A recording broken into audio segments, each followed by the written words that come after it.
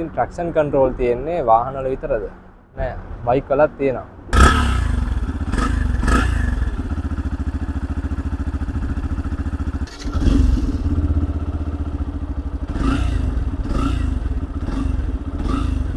අයුබෝවන් සුබම සුබ දවසක් ප්‍රාර්ථනා කරනවා මගේ යාළුවෝ හැමෝටම. ඉතින් අද Auto Inside DSL YouTube channel එක අරගෙන එන්නේ Yamaha FZS version 4 2025 බයික් එක.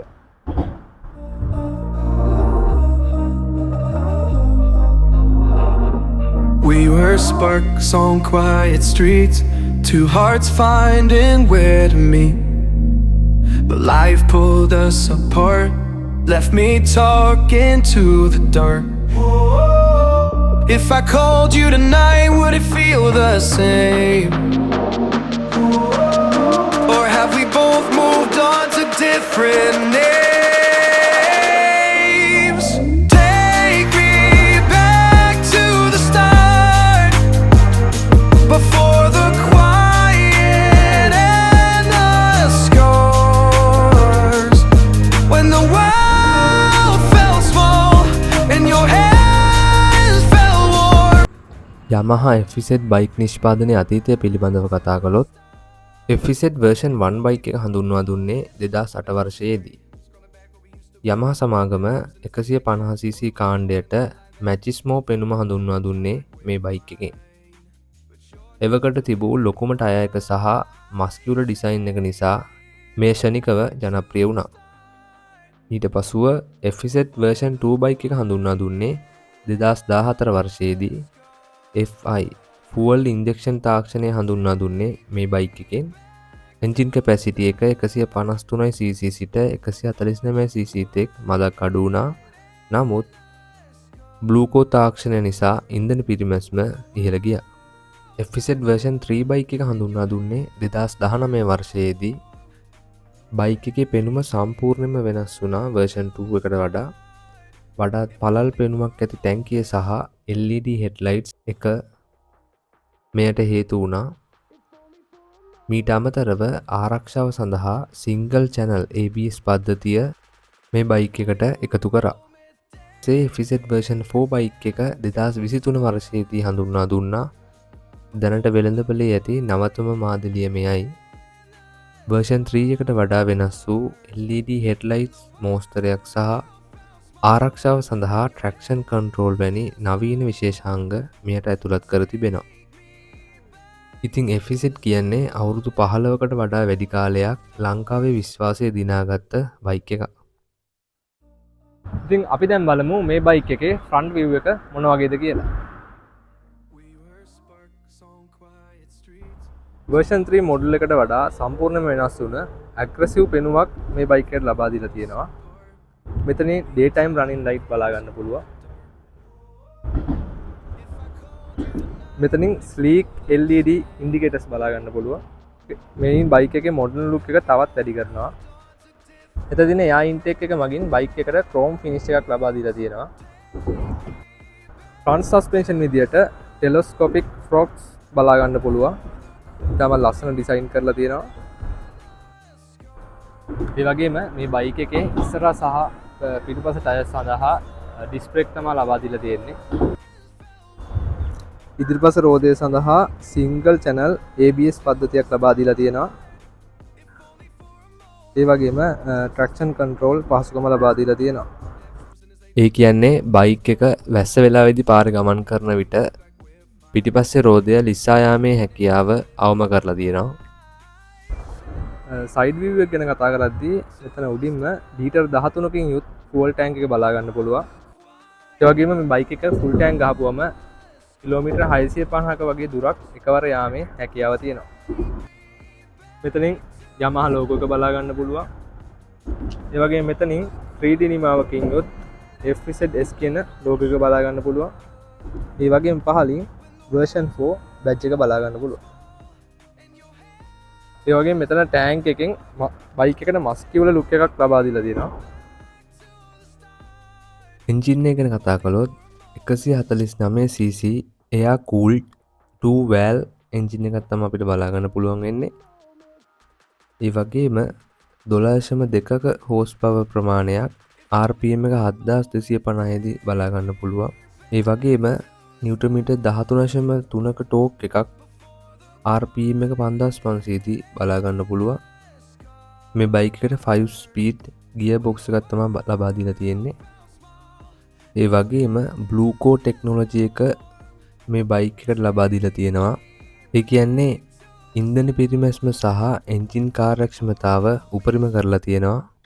ඒ වගේම මේ බයික් එකේ ඩයිමෙන්ෂන් ගැන කතා කළොත් දිග මිලිමීටර් 1990ක්ද පළල මිලිමීටර් 780ක්ද උස මිලිමීටර් 1080ක්ද සීට් හයිට් එක මිලිමීටර් 790ක්ද වීල් බේස් එක අතර දුර මිලිමීටර් 1330ක්ද ග්‍රවුන්ඩ් ක්ලියරන්ස් එක මිලිමීටර් 165ක්ද ඒ වගේම මේ බයික් එකේ බර කිලෝග්‍රෑම් 136ක් ලෙස බලා ගන්න පුළුවන්. ඉතින් මෙතන එන්ජින් එකට පහලින් තියෙන අන්ඩර් කවුලින් එක බලා ගන්න පුළුවන්.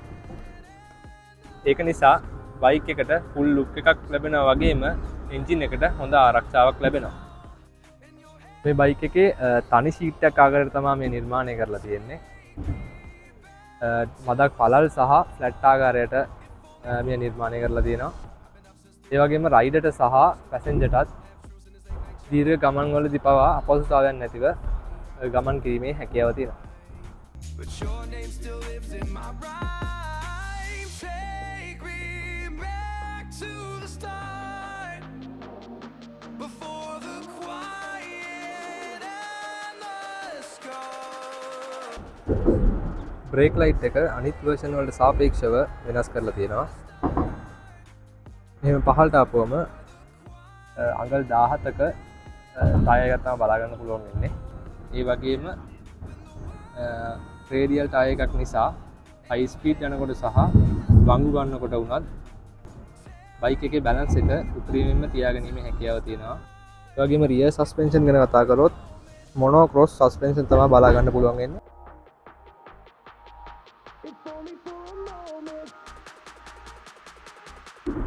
ඉතින් අපිට මේ බයික් එකේ ෆුවල් ටැන්ක් එක මෙන්න මේ විදිහට බලා ගන්න පුළුවන්. මේ විදිහට තමයි මේ බයික් එකේ මීටර් බෝඩ් එක බලා ගන්න පුළුවන් වෙන්නේ. උඩින් ඉඳලා කතා කරොත් මෙතන නොටිෆිකේෂන් ලයිට් එක බලා ගන්න පුළුවන්. මෙතනින් ටයිම් එක බලා ගන්න පුළුවන්. ඒ වගේම මෙතන අපේ මේක බ්ලූටූත් හරහා කනෙක්ට් කරන්න පුළුවන් හින්දා මෙතන මේ ෆෝන් එකේ බැටරි එක තමයි මෙතනින් පෙන්වන්නේ.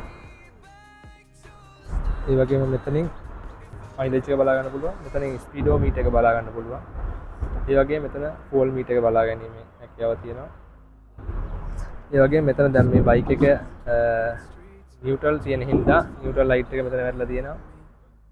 පහලින් TCS බටන් එක, එන්ජින් චෙක් බටන් එක, මෙතන සිලෙක්ට් බටන් එක, මෙතන රීසෙට් බටන් එක. ඒ වගේම මේ පැත්තෙන් බලුවොත් ABS බල්බ් එක දැන් පත් කරලා තියෙනවා. හෙඩ් ලයිට් බල්බ් එක, සිග්නල් ලයිට් බල්බ් එක මෙන්න මේ විදිහට බලා ගැනීමේ හැකියාව තියෙනවා.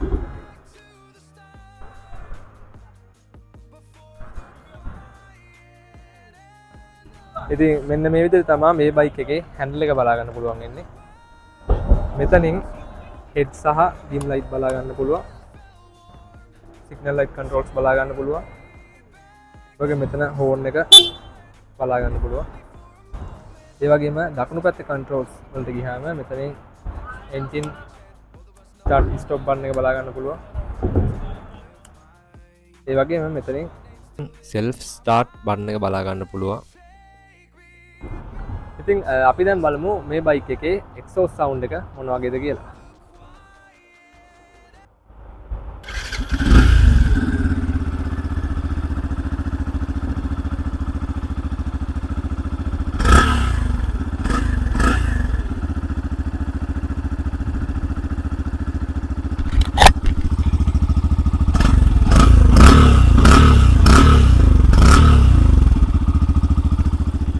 Bluetooth හරහා ෆෝන් එක බයික් එකට කනෙක්ට් කිරීමේ හැකියාව තියෙනවා. Y Connect app එක මගින් මෙන්න මේ විදිහට බයික් එකේ සියලුම විස්තර බලා ගැනීම හැකියාව තියෙනවා. Services, dashboard, ride in log, parking location ඒ ටික බලා ගන්න පුළුවන්. ඒ වගේම මේකේ මේ බයික් එකේ RPM එක මෙහෙම ස්ටාර්ට් කරද්දී මේ ඇප් එක හරහා බලා ගැනීමේ හැකියාව තියෙනවා. ඉතින් අපි බයික් එකේ පොඩි රයිඩ් එකක් දාලා බලමු. මේ බයික් එකේ මිල ගණන් කතා කළොත් රුපියල් ලක්ෂ 12ක් වගේ වෙනවා මේ බයික් එක. ඒ වගේම මේ බයික් එකේ කම්පිටිටර්ස්ලා ගත්තාම Pulsar N160 එක, Hero Hunk එක ගන්න පුළුවන්. කම්පිටිටර්ස්ලාගේ බයික් වල මිල ගණන් Yamaha FZ version 4 එකට සාපේක්ෂව බැලුවොත් කම්පිටිටර්ස්ලාගේ බයික් වල මිල ගණන් ටිකක් අඩුයි. ඒ වගේම ඔයාලගේ අදහසත් කියාගෙන යන්න. මේ මිලට මේ බයික් එක වටිනවද? දැන්ටමත් මේ බයික් එක ඔයා ගාව තියෙන කෙනෙක් නම් ඔයාගේ එක්ස්පීරියන්ස් එකත් පහලින් කමෙන්ට් එකක් දාගෙන යන්න. Two hearts finding where to meet.